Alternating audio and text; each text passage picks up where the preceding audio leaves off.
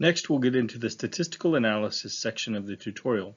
For each analysis task, we'll have a series of videos recording how to conduct the analysis and interpret the results.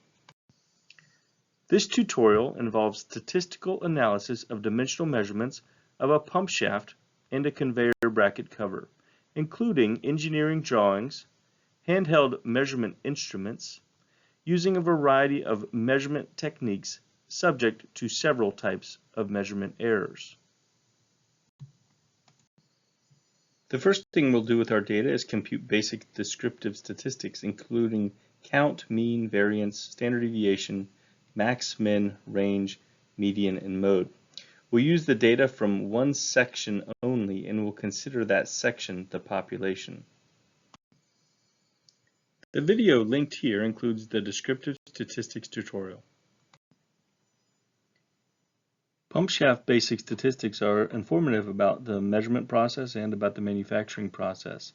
So just looking at the average of pump shaft diameter OB, we see that the average is about 19.98. The spec originally was 20 millimeters, which we'll see on the following slide. The variance and standard deviation are also helpful at looking at how big of a range that number has, and it's fairly small. 0.3 is the standard deviation with a range of 1.96 millimeters. So depending on the tolerance, that seems like a pretty accurate measurement and an accurate shaft diameter. If we look down, for example, at L2, which is a step shaft measurement from the end of the shaft to this middle section, L2 is reading about 51.49 on average and a very standard deviation of 2.06, which also seems reasonable. We'd have to check the tolerance to see if these ranges are within limits. It's a little bigger than we'd expect. Now, some of the others might not be as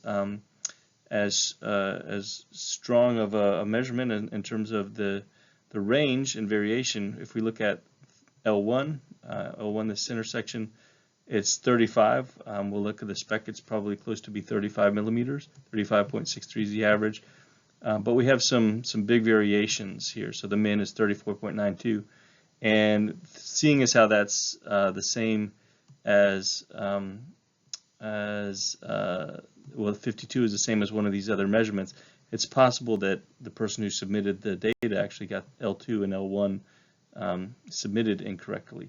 Similarly, this tiny measurement L3, which is a little keyway slot, is small on average here, but there's some big numbers here indicating unacceptable levels of variation. On the engineering drawing, we can see some of the measurements that we're looking for according to the specifications. 52 for this measurement L2 from the end here to here, 35 for this middle section, and the diameter here, OB of 20.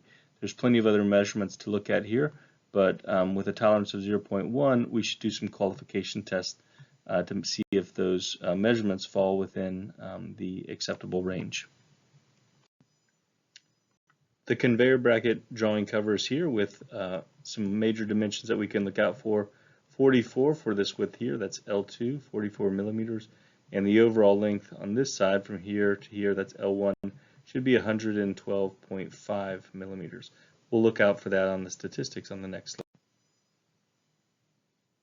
Looking at the statistics for the conveyor bracket cover, we can see L1, for example, the average is 109.93. We expected it to be 112.5 by design, but we see some pretty big variation here, max and a min value that's incorrect. Given that L1 was also the same number name for the pump shaft, maybe someone put in L1 for the pump shaft instead of the conveyor bracket here. But we do see that the median, 112.59, is very close to the original, so that's a good sign at least. We might have some data cleaning to do or possibly some outlier removal.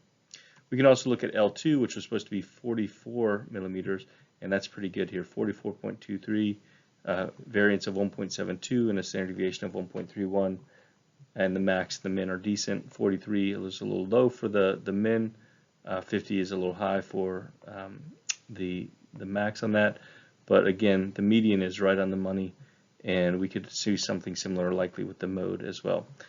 So that's how we use these descriptive statistics, as we try to look at the central tendency and the level of variation.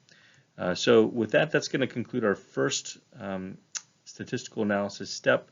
Next, we'll be looking at histograms.